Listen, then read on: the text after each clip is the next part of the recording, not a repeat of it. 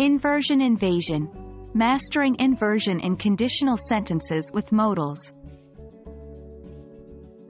Hello, English learners. Today, we'll be diving deep into an advanced topic.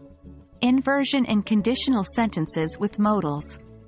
Understanding and using inversion can elevate your English language skills to the next level. Let's unravel this fascinating part of English grammar together. Inversion is a way of changing the normal word order in a sentence.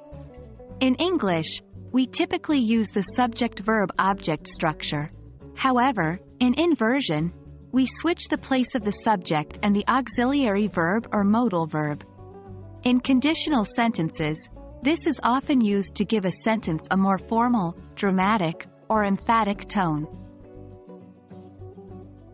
For example, instead of saying, "If you should need any assistance, please let me know," we can use inversion and say, "Should you need any assistance, please let me know."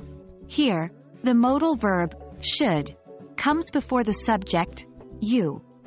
This is a classic example of inversion in conditional sentences with modals.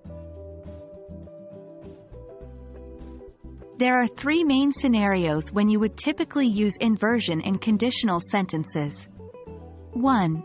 In hypothetical or unlikely situations.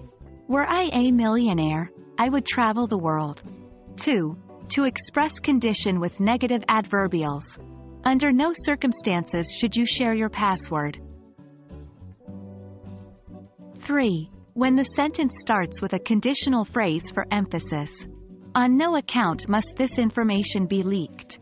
Remember, the use of inversion in these cases is more formal and is commonly found in written English or formal speeches. Now it's your turn to practice. Try forming sentences using the inversion structure. Here are a few starters for you. 1. If they were, blank, they would, blank. 2. Should you ever, blank, please, blank. 3. Under no circumstances can, blank. Practicing this structure will make it more natural for you to use in your everyday English.